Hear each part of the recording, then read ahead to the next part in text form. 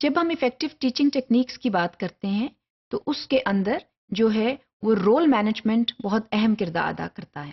ہم نے یہ دیکھا کہ ٹیچر کی بہتر رول مینجمنٹ جو ہے وہ تبھی ہو سکتی ہے جب جو ٹیچنگ ٹیکنیکس ہیں ان کا ایک افیکٹو استعمال ہو.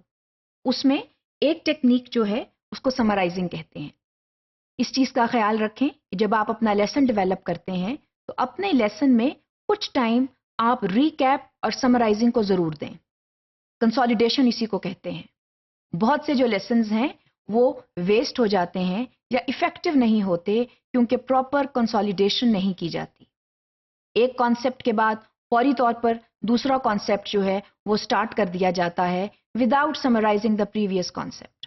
سو پلیز اس چیز کو انشور کریں کہ جب آپ پڑھا رہے ہیں تو جب آپ کا لیسن جو ہے وہ اختتامی مراحل میں پہنچ رہا ہے تو وہاں پر کچھ وقت جو ہے وہ ریکیپ اور سمرائزنگ کو ضرور دیں.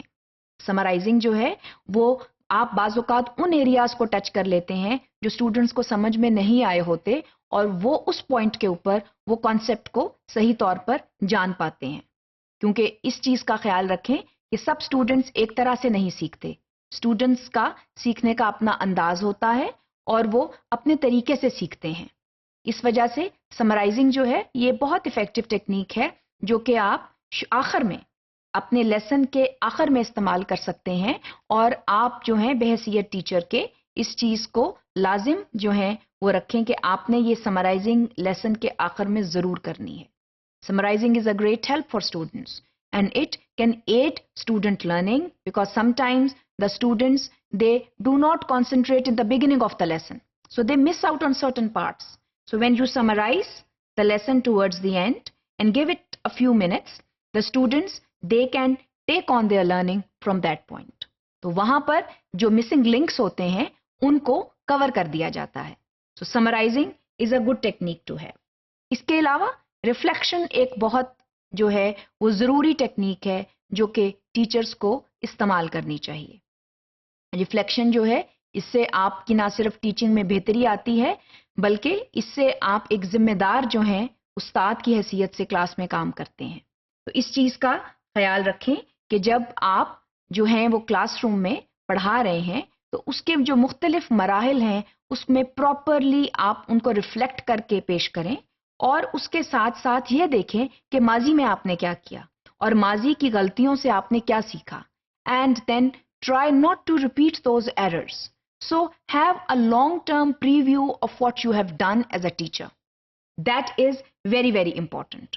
اور اس کے ساتھ ساتھ اس چیز کا خیال رکھیں کہ جو ریفلیکشن ہے جو کریٹیکل ریفلیکشن ہے وہ آپ کی جو ہے وہ زندگی کا آپ کی پروفیشنل لائف کا ایک اہم حصہ ہونا چاہیے because it guarantees not only good learning but it makes you a mature teacher.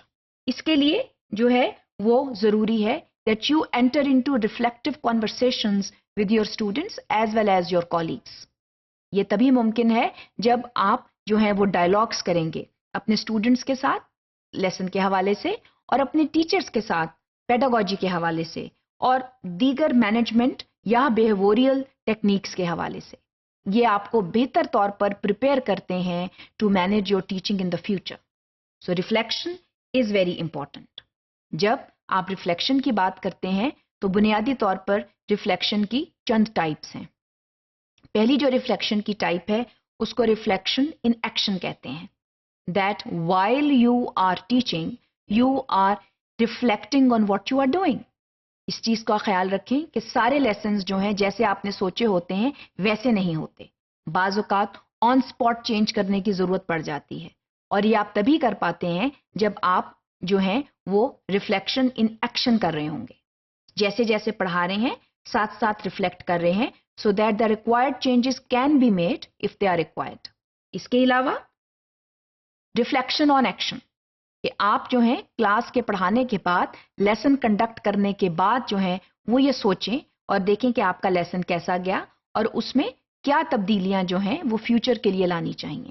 So reflection on the past action is also very important. اس کے علاوہ reflection for action is important کہ آپ نے جو سیکھا آپ کے آنے والا جو لیسن ہے اس میں آپ تبدیلیاں کریں گے تاکہ ایک بہتر طریقے سے لیسن کو کنڈکٹ کیا جائے.